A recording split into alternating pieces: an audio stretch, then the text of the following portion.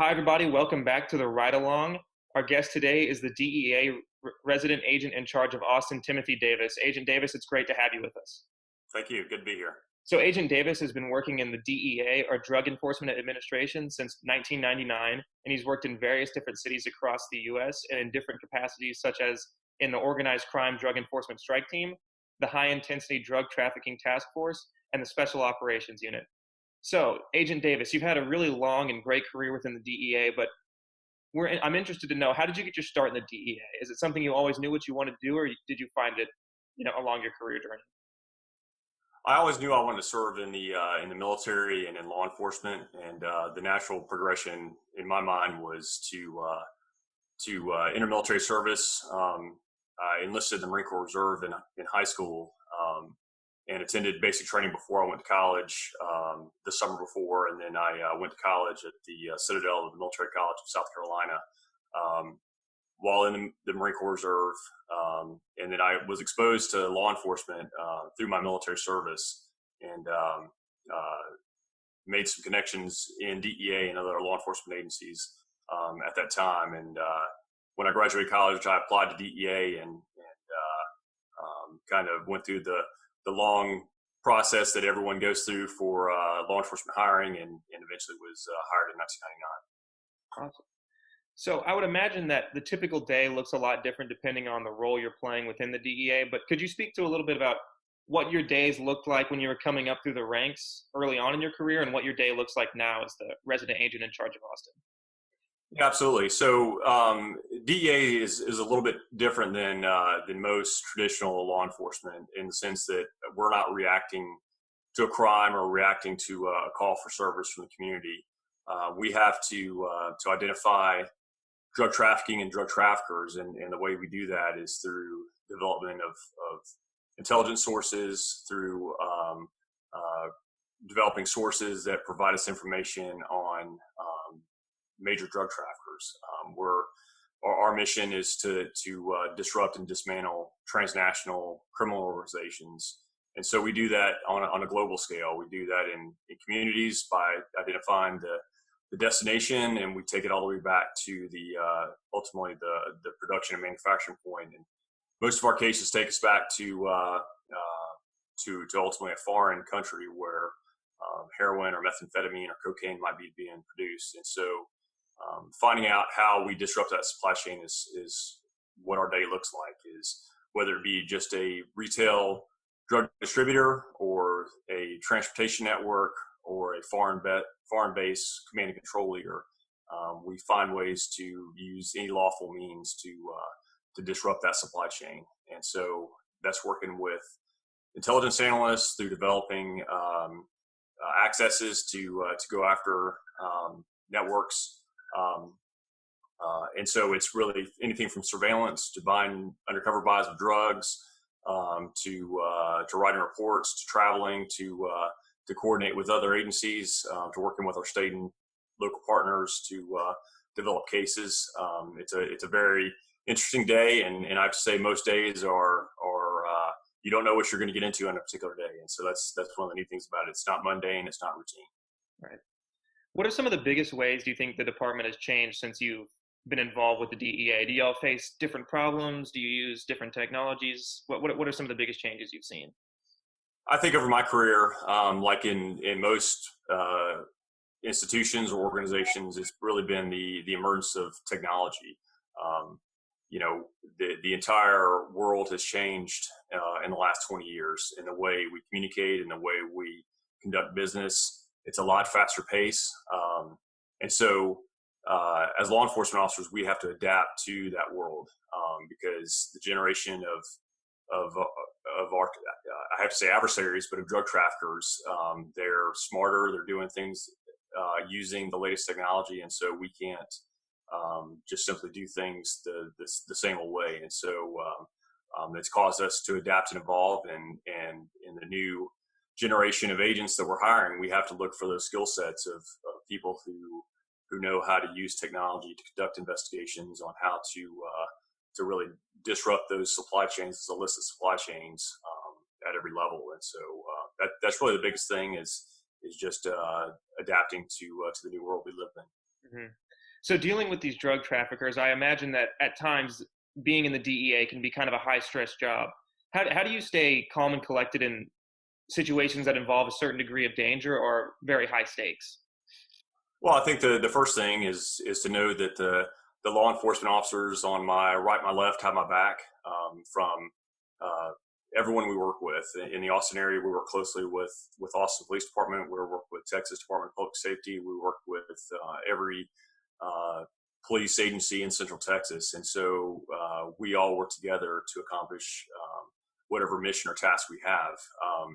And then the other thing is that we keep the long view. I mean, we know that we've got the law on our side. We've got great prosecutors that we work with, and we have people with different skill sets. And so whether it's a tactical team that needs our help, or that we need support from, we use that. And so at the end of the day, it's like all law enforcement. There is a degree of risk involved, and we certainly assess that, and we have to live with some of it. We mitigate what we can, but at the end of the day, we know that the bad guys that we are dealing with, it's our job to hold the line and to protect Americans from the threat they pose, and whether that's from an overdose threat or from a health and safety or a criminal threat. That's what we do, and that's when someone signs up for law enforcement and for DEA, that's part of it. But certainly, we expect to go home every night, and we expect for everyone we work with to go home every night, and that's the way we approach it. Right. So when looking back on your career in the DEA, what are the moments that stick out in your mind as your greatest memories and your greatest accomplishments within the DEA? What do you really hang your hat on in terms of your work? So in DEA, the best role, the best job is to be a case agent. That means a line level case agent working drug trafficking investigations every day. As a DEA agent, you have all the resources of the Department of Justice, of U.S. government, and the agencies we work with at your disposal. There's nowhere in the globe that a DEA case agent can't travel to work their case. And so knowing how to do the job the right way, bringing great prosecutions that are meaningful, that's really, to me, the sweet spot of this job. And so typically that occurs for someone anywhere from about the first 2 years on the job, and probably, if they can continue that for the rest of their career, unless they decide to promote and to go on to more of the management side. As a manager, my job is more making sure that our folks are equipped and trained and have the resources they need to do their cases, and also I also make sure that they do their job safely. So, kind of being that risk assessor to make sure that the things we're doing don't take an unnecessary risk to our people, because that's our most important research. But the sweet spot is really the case agent. And for me, that was the time that I was in Florida. I got to work in the Caribbean, Central America, South America, and so that's really the interesting part is being able to kind of to disrupt those supply chains, like I talked about. Because ultimately we're trying to prevent harmful, lethal substances from being consumed in U.S. cities, and so whatever we can do to disrupt that supply chain, we do it, and to make it hard for these drug traffickers to finish their schemes. Right. So I'd say most of the population, like especially students, knows of these case agents through the lens of hit shows like Breaking Bad and Narcos. When seeing Hollywood's depiction of DEA agents, is there anything that makes you want to just like scream at your TV, or do you think they do a pretty good job at depicting what the job and life of a DEA agent looks like? Well, certainly any TV series or movie has elements of sensationalism. They have elements of drama, and that's really to tell a good story. And so certainly there's the artistic license that screenwriters and directors take in any depiction of law enforcement. I have to say, with the recent shows that have come out like Narcos, I know Javier Pena personally. I know Steve Murphy personally.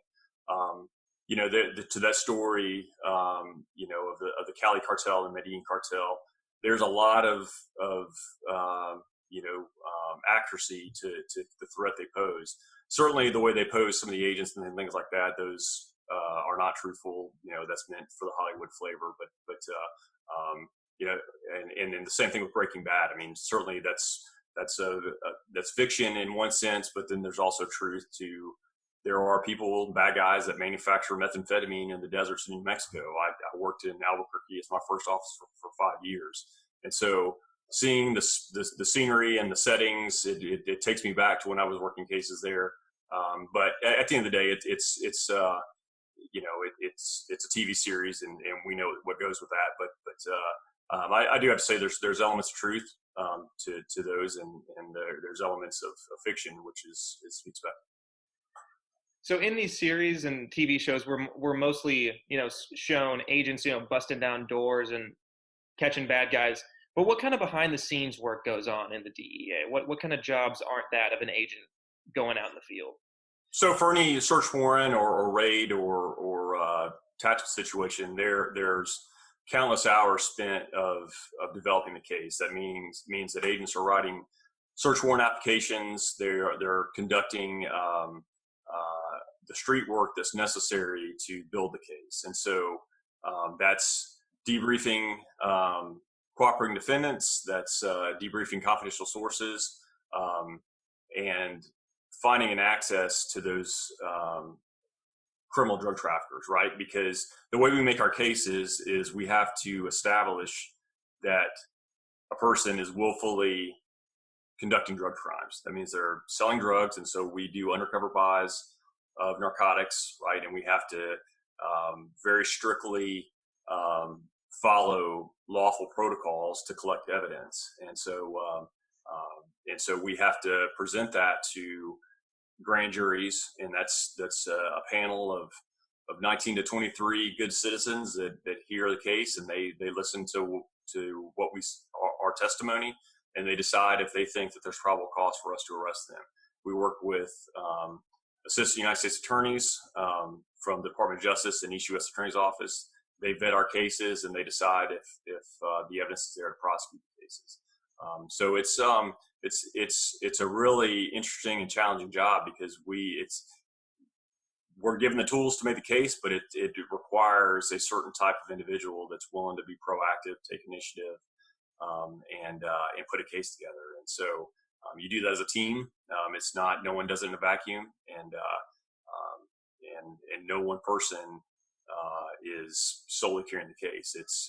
And we work closely with law enforcement friends all around the world, and so that's really kind of the behind the scenes that occurs on cases. Right. So I recently read that in Austin, especially when it comes to methamphetamine, one of the most prominent cartels is the CJNG cartel. Do these cartels come to power and stick in power for, like over long periods of time, or do they kind of rise and fall during the time that you've been through with the DEA? I think that's a good way to characterize it. Is they rise and fall. They're human networks, right? And so, like in Austin, one of the most prominent cartels that impacts our area is Cartel Jalisco Nueva Generacion, and so they were a spinoff of earlier cartels in Guadalajara, and so cartels will rise to prominence based upon either charismatic leadership on behalf of certain drug traffickers on a certain capacity, like the ability to manufacture methamphetamine in super laboratories, the ability to acquire precursors for fentanyl, and then also law enforcement and government efforts to counter the cartels. And so the Sinaloa cartel, led by Chapo Guzman, they have degraded in prominence over the last several years just because of all the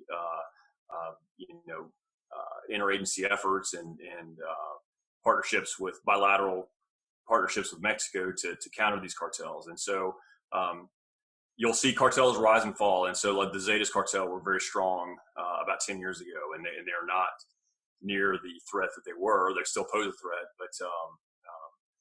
but one thing in DEA that we don't do is we don't underestimate the ability of human networks to reconstitute or replenish. And so when we take measures of indicting 50 people and bringing them to justice, or we disrupt one aspect of the organization. They have a way to repair themselves, and that's true with terrorist organizations. It's true with drug trafficking organizations. Is that we have to find ways to hit every node, and so that might be hitting their communications components, hitting their finances, taking action against facilitators for the organization. It's transportation lanes on the oceans. It's really a network approach. There's not just one particular step we can take to really knock out a cartel. They're strong organizations, and really they're not this gang type affiliation like some people think. They're very loosely affiliated in some ways. There's not a very top-down hierarchy. It's a very flat type organization, meaning that someone in Chicago, a trafficker in Chicago, has a lot of influence over what's done. And so if they can't be supplied by one particular individual, they'll go to another supplier. And so they're tough entities. There's a lot of tentacles, I guess, is a way to look at it. Right. Is it difficult to deal with the new leadership as these cartels rise and fall? Like you mentioned, dealing with El Chapo. Is that different than the leadership you deal with today? Or are they largely the same? Something we've seen in the last several years is with the newer cartels. Chapo Guzman was a very charismatic leader for decades, from the mid 1990s really until probably 2016, until he was ultimately captured a third time. Is really when he lost his ability to influence the day-to-day operations of the Sinaloa cartel. With the newer cartels, we're seeing smaller organizations, not as large. They don't control as much geography necessarily as some of the larger cartels over the years, and so they're more fragmented. But they are evolving, and that's been really in the last several years with the emergence of fentanyl as a primary drug that the cartels are trafficking. It's a very lethal synthetic opioid, and it's causing significant problems all over the country with opioid overdoses and overdose deaths. And so they're using precursors from China to manufacture fentanyl in Mexico, and then they're distributing on the streets of the United States. And so they've shifted their business model from the traditional drugs of like cocaine, methamphetamine, heroin to different drugs. And so that's just like any other business. They adapt. They find a market. They find a need from a consumer. And so ultimately we have to try and focus our efforts on the drugs that are the most harmful and causing the most lethal consequences to Americans. Right. So in the beginning, we talked a little bit about how the department has changed since you've joined. How do you see the department changing in the future and as it kind of gets older and goes on? So for DEA, I think really our way forward is to continue to focus our, we have to give our investigators the tools to conduct the mission we're asking them to do. And their mission is to enforce the controlled substance laws of the United States. And so how do we do that? Certainly there's legislative solutions we need to help us do our job. And so we do approach that. But at the end of the day is we try to make sure our folks are trained, equipped, and understand how to use the evolving technology to go after drug traffickers. And then ultimately is we have to be able to use the courts effectively too. And I have to say that it's easier now for us to get search warrants in the sense that the court systems have moved on to more electronic means to submit search warrant applications and things like that. It used to be you had to physically go to a judge's chamber, and so now the judges are allowing us to essentially submit the request to their clerks, and then they'll contact us through electronic means to swear to the warrants. And it's just like a Zoom call. We're documenting it, and it holds water as far as holds muster legally. And so those are really ways we can kind of accelerate our operational tempo. Just keep that tempo up. Awesome. So to kind of wrap things up, if you were approached by a student today this student wanted to become a DEA agent one day, what advice would you give them? What steps should they take now, and what should they really know about the job? So I think if they have an interest in DEA or in federal law enforcement, I think really the best approach is the same concept you have with this podcast is do steps to essentially do a ride along, right? And so what that means is do as much research as you can on your own, but ultimately that's only going to get you so far. And so I think really the best ways are to look at natural pathways to DEA. And so kind of when I'm on a hiring panel, the main thing I look for is a heart for service, meaning someone who has a real desire to be a law enforcement officer, and then they have the values and skills that we need. And so what that means is initiative, integrity, proactive, kind of hungry, like a hunter, I think is the way to put it, because ultimately there is a aspect to our job where you have to go out and make cases. There's not a dispatcher that's telling you to go to a certain location. And so that's the way it is with any type of narcotics law enforcement, whether you're at Austin Police Department, at Texas DPS, or DEA, is all narcotics law enforcement is based upon making cases and going out and finding the bad guys and making a case. And so that's what we look for in an interview panel. And so I think finding the natural pathway, which is looking at traditional ways of getting to DEA. And so a lot of our folks come from other law enforcement agencies where they may have served in a major city police department, or a state law enforcement agency, or with border patrol, and then they come to DEA. They've prepared themselves in college, and so really we're looking for undergraduate degrees, and they've done things in college to prepare themselves, of volunteering with maybe juvenile justice organizations, or they've served in some capacity where they've shown that they have a heart for service. I think those are ways to prepare themselves, and then really I would say pursue internship opportunities with DEA or other law enforcement agencies.